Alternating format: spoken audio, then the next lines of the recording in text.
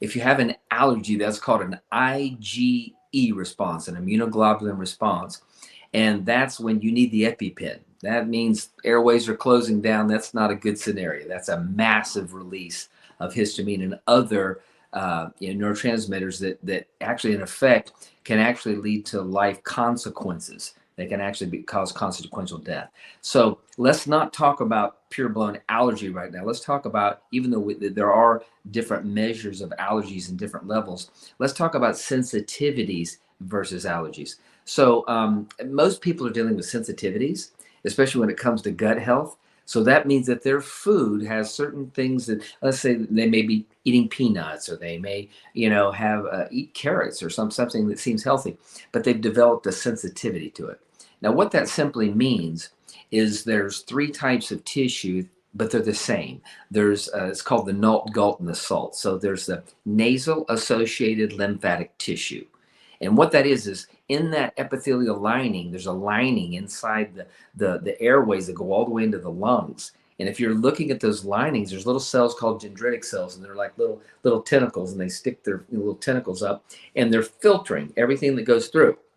And they want to say this one's okay or this one's stranger danger. If it's stranger danger and it doesn't belong in the body, they call it an antigen. It doesn't belong there, then it sends a little messenger over to the immune system for an immune response. And that little messenger is simply called a cytokine. So you've heard of these terms, like in COVID, they talked about a cytokine storm.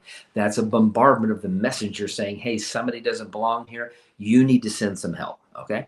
So in the form of a sensitivity, it's saying, no, it doesn't belong here. It sends the cytokine, and you get the response, which ends up with inflammation at the end of the day.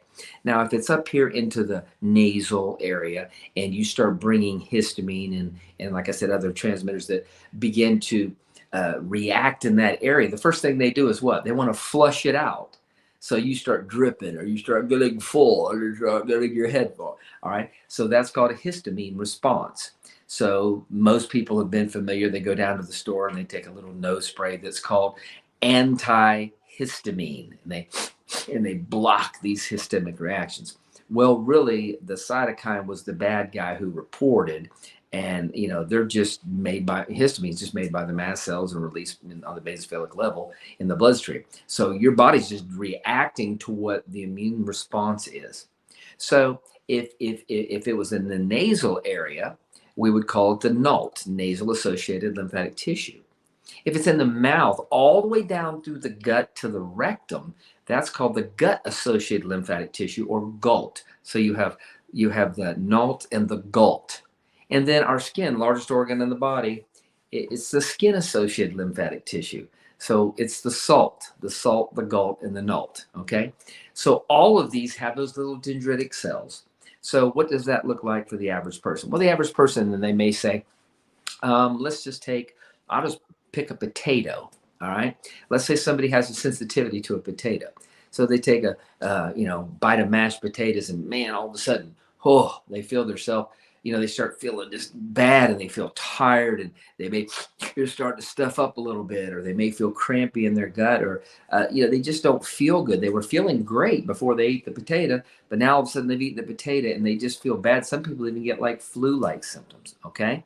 Well, that would be a sensitivity reaction, an IgA in the gut, or IgG systemically, an IgA, IgG response to that. Okay.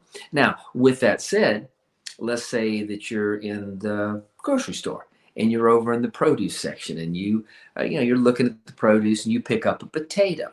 Well, if you pick up a potato, remember you have receptors in the hand too. Remember the dendritic cells, salt. So, it's not the GALT this time, it's the salt. And you touch that, well, you all of a sudden you can start to feel bad. Same type of symptoms. Stuffy, you can start to feel achy, and you just handled it. It's like, wow. Or it could have got next to your skin. You see how that works. You could have the dust of it. All right.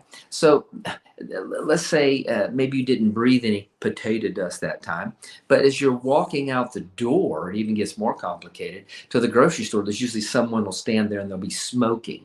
Well, then you smell that cigarette smoke, and boom, man, you have the histamine response again, the stuffiness, the bad feeling, just like when you ate the mashed potatoes. Why? What does smoking have to do with potatoes? Well, tobacco is a nightshade. It's in the same classification as a potato. So see, even though you didn't eat it, even though you weren't touching it, you breathed it into your airways. So now here you are with a full-blown response. So that's why you see people with sensitivities and quote what they call allergies. They're having these sensitivities over and over and over, and they're getting it on three different types. If something touches, if they breathe it, if they eat it, and so many people will constantly have these sensitivity reactions. Okay, so when you have sensitivity reactions for long periods of time, congestion continues to form, gut continues to inflame, and then you start getting a host of other symptoms. Start seeing skin problems, maybe rashes, start having bowel trouble, start having migraine headaches, start having, all kinds of sinus infection, ear infections, constant chronic throat infections. You see, so one thing kind of just continues in this vicious cycle till pretty soon it starts breaking your body down, and you start getting sickness on several different aspects of your body. And it all started, in this case, let's say from a potato. Allergies, they even can provoke more responses because you get other things. You get leukotrienes, which are 1,000 times stronger than a histamine molecule, and NF kappa B, which is sitting on top of the cell, and so you get interleukin 6, all these other inflammatory chemicals in your body that they're like a cascade, like a domino effect. Once you initiate one, boom, man, they all just take off and they go all through your system.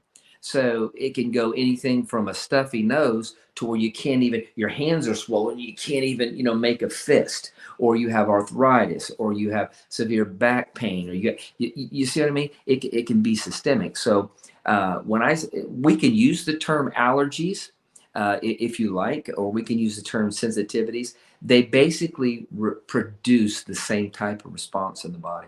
You just need to have some of the levels checked. Have your airbornes checked to see if it's what you're breathing. Have, the IgA, IgG food study. It's 96 panel food study, very simple to do. Almost anybody will run them for you. There's even companies you can go online and they'll send you the results. But when you find out what the sensitivities are, at least you know what you're working with.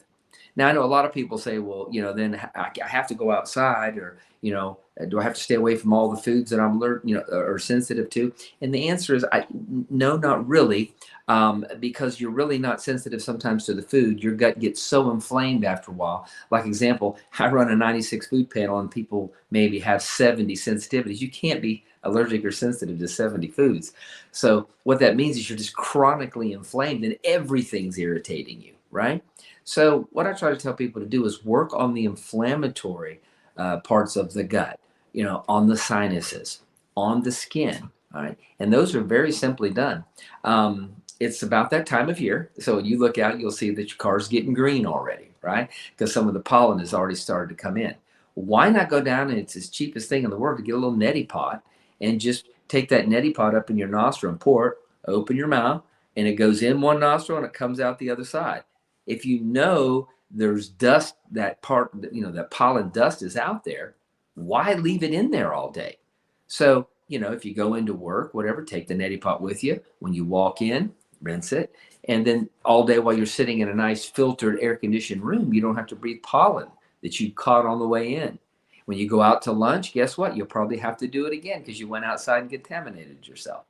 And you can do this at home. You can take it with you. It's so easy to do, and then it doesn't keep provoking those responses. So that's something very simple to do just in the sinus. When you're taking your gut, in my book Healing by Design, I have a whole list of what we call histamine foods. These are foods that either contain or are known to produce histamine responses in your body. Well, sometimes if you could just stay away from those foods for a while, then that reduces a lot of the burden of the histamine load on your system. So the foods you used to be sensitive to, now you're not, because you kind of gave the body a break. You hear me talk a lot about the big three, taking out, sugar, dairy, and grains.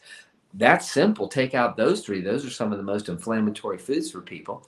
Well, take those out and do it for 6-8 weeks, especially through pollen season, and you'll find out your pollen season will go a lot better. Some people, if they remove that extra burden, they really don't hardly have any problems at all. actually do this in our exam. I'll have them say, bend over, touch your toes, just to see where they are. Something as simple as that. Some of them can't even get to their knees, you know? And then after you clear these sensitivities and allergies in some cases, and you get the histamine out of the body just from making dietary changes in a rinse, like I'm talking about. A lot of times, then within a week, sometimes even a few days, you can say, now bend over, and they can go down and touch their toes. So, I mean, it's dramatic sometimes when you get that inflammation out of your body. Now, there are other things we can do to help reduce that inflammation. Of course, we have the nano Influx. Of course, you spray those in. I mean, that's like a cheat. Of course, you put that in there. Of course, it's going to help reduce, some of the inflammation. Are there other compounds that we can use? Can you cleanse the gut? And yeah, you take a lot of that debris out of the gut. Lord, you take some of like our BioCleanse and our BM support, cleanse that gut out. Well, of course, then you've reduced a lot of that load once again for the sensitivities in the gut. And it just helps the pollen season. Liver detoxes are and liver gallbladder cleanses. We have a gallbladder cleanse we recommend for people. I'm telling you, in the springtime, that can be one of the biggest things, because when that bile, picture if you had flour and you were throwing it in water, it gets gummy. Well, that's what happens to our bile. It's like that pollen and all that goop gets in there, and that bile gets thick, and it's trying to, it produces histamine reactions from the liver. Well, when you smooth that out and clean that out, oh my goodness, you talk about reducing a lot of that burden once again, because the liver is your chemical filter. So again, just doing some simple things like this can make huge changes. Get rid of back pain, migraines, stuff like, these types of things without even having to take a pill or a medication. If you're having a difficult problem with something, it has to be something difficult that's wrong. And sometimes I can tell you that it can be exactly the furthest thing from the truth. I'll give you an example. If someone came to me with symptoms and they were just saying that they were shutting down, that they didn't have any energy and they could barely talk, and they were and they were not only was their energy low, but they were feeling like they were having trouble with consciousness and holding their thoughts and all. I could look at them and say, have you had any water to drink? Well, no, sir, I haven't had any water in 3 days. Well, that's a difficult problem when you're lethargic and you're having brain issues because you can't think straight, a form of psychosis if you go long enough. Yeah. And you're just going to give me a glass of water? Come on, doc. You mean really? Just some water? Yeah. And if you'll drink, about 8 ounces to 10 ounces over the next 3 days, all those symptoms will go away if you're dehydrated. You see how simple it can be? Water. I had a lady. I had a lady come in. Everything in her body hurt. Everything in her body. She said, "I'm in so much pain. I've been in pain. It's been for months." So I looked at her blood work. Her blood work was normal except one thing: vitamin D. Her vitamin D level was low. It was in the basement. That's all I did. Do one other thing. Just said, here's some vitamin D. And I gave her the vitamin D. Within 2 weeks, she was 100% out of pain. Vitamin D, something so simple. Yeah, it can be just something very simple. Now, can it be complex? Can it be some disease process? Well, of course. And that's why we always make sure we get things examined. And we don't want to miss something that's wrong. But when you've already had those checks and there's nothing there, goodness, doesn't it make sense that couldn't you just rule out some of these things that are so simple by doing some of these things to see if that's not the cause? Yeah, sure.